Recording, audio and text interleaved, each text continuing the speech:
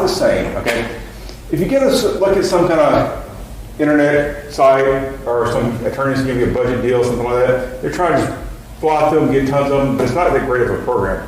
That's why I concentrate on talking to different attorneys that are the best people in it and learning the best system and adapting it all together. One thing I'm good at is evaluating what works. I can look at something and tell whether it works or not, and that's why I put these programs together to make it work for you. Not all cars are not the same, and there's more difference to just the price. Who remembers the Yugo? Used to be a joke that it was the steering wheel is optional, you know. So you know, it's like a car. You can buy a car and you get a very good value Mercedes, something like that. That's a good car, or you can get a Yugo. Okay, and so you have to determine what you're getting. Where you're getting a Yugo, or whether you're getting a quality new car. And the problem is, how do you tell what you've got? Okay, most people don't know that much about it. Okay, and if you do learn stuff on the internet or whatever, what is real? There's so much information out there now that that's a lot of the problems of learning stuff. Is just too much information out there. You can't determine what's right and wrong and stuff like that.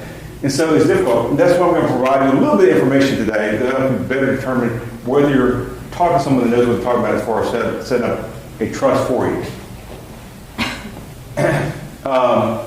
One thing is, and this is a good question, when will you know what kind of trust you have? When you go. You need to use it. When you go. That's my joke. When you go. Okay. All right. So it is when you get it. But the problem is, most people don't use it when they know what's going on. If you're incapacitated, you don't know what's going on. If you're deceased, you don't know what's going on. Your family finds out. They find out they're losing your inheritance. Okay.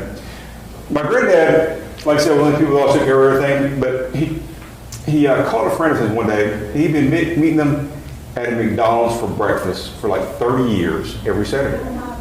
He said he didn't know how to get there anymore. And so he went downhill mentally really quick. His wife had a stroke, and he kept her home and took care of her all the time. Well, he wasn't able to do that. He had to go to a nursing home. Okay? Nursing homes, this was 12 years ago, and it cost $300 a day. He was there for more than 500 days. That's more than 150 grand. It was, the government says, if you have enough money to pay for it, you have to pay for yourself. If you have more than $2,000, you have to pay for yourself to use all your money up, and then they'll kick in. The problem with that is, all of a sudden, you get out $2,000. If you need something new, you can't even buy basic clothes for yourself, because all your money's gone. So there's ways to set it up, and it's what I'm going to concentrate on here as far as setting it up so you're better protected as far as stuff like that as well. A lot of people say, well, I'll probably never go to a nurse home, but you know, over half the people in this world at some point in time have to get us a nurse home when you get older, you know. And it is unfortunate because it robs you of everything you saved your money up with that you're leaving to someone else. Or if you get better again, your money's gone, you know, so you have problems with that. And that's what a big thing when you're looking at estate planning that you want to get around. Oh, sorry, back up there. You know, what do you think is going to happen to you? All right. Can your chosen person immediately step in if you get a court? That's one big question I want to look at. See, the person who's going to be your successor trustee, if it's not set up correctly, is not going to be able to step in right from the get-go. That's something you've got to make sure that is done correctly. That they can step in and take over stuff right away. Because if they have to wait several months, how much money can be gone in several months? Just say you're looking at $300 a day in nurse home. That's a lot, you know. So you want to make sure they can step in right away and take care of your assets. That's something important to have done. Do you have a comeback in provision? What is a comeback in provision?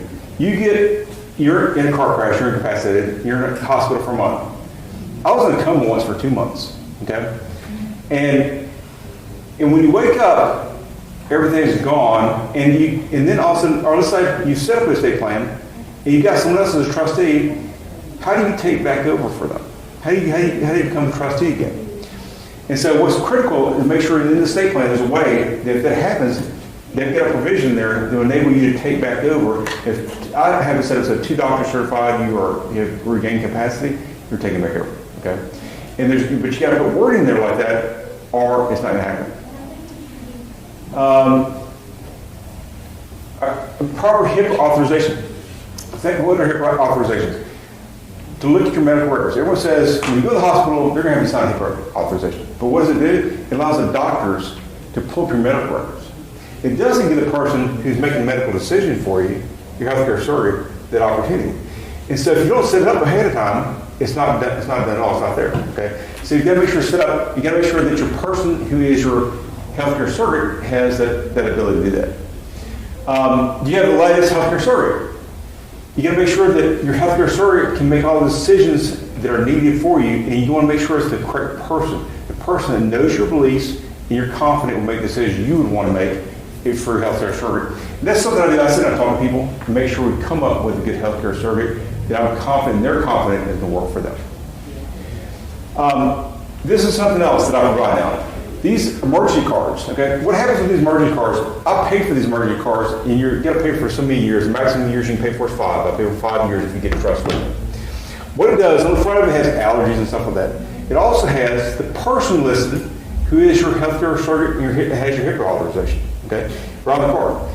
It's got a digital thing they can scan it, and it will email them, the hospital, all your information. Will email them all your healthcare documents and everything else. So everything is right there, and I provide that for you.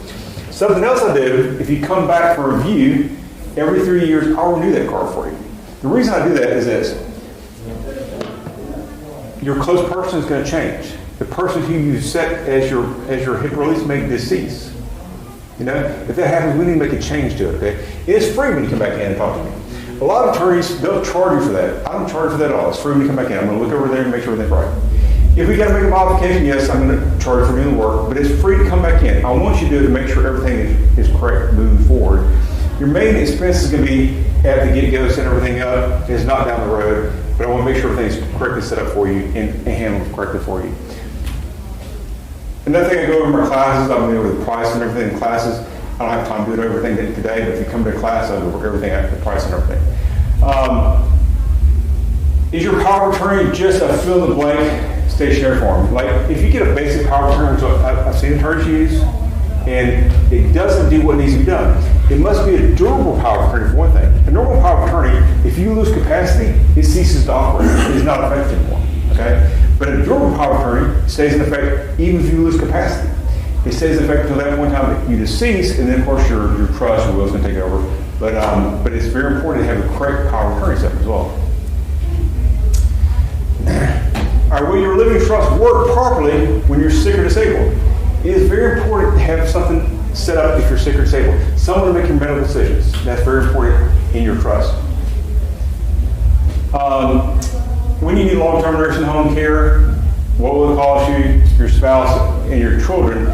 If you have it set up correctly, there's a way you can have it protected. And I provide this for everyone now. Okay, it's not an option I provide for everyone. The reason I do that is because so many people at some point in time in their life are going to go to a nursing home. I know it's there, and so I went last time to Tampa down there. There's a guy from California that flew down there and studied with him to make sure I know how to do that, because he had a good plan, and it works in Florida too, which is important. And so we make sure that you're protected if you have to get a nursing home. The old way of doing it was this. I said a revocable trust you can change at any point in time. The problem is the money is yours. You own the trust, right? Well, if you have an irrevocable trust, you don't own it, and it's not your money, but it's going to be set up for 5 years, and you have no control over it. You have to make someone else a trustee. You have no control at all. So that's a problem right there. I've come up with an in-between way to do both of them, and I'll talk about more in class. The Medicaid authorized, the trust that you set up like that, it's going to have like what they call trapdoor flexibility. In other words, if something changes, it can change as far as whether the money's yours or not, which is very important, and I'll talk to you about that more in the class as well. The big thing is internet, cheap attorneys, they're not going to provide with those options, so it's very important to set all this stuff up. Thank you for joining us today. If you found this video helpful, please like and subscribe and share it with others who might benefit. Stay informed and empowered with Brightwell Law.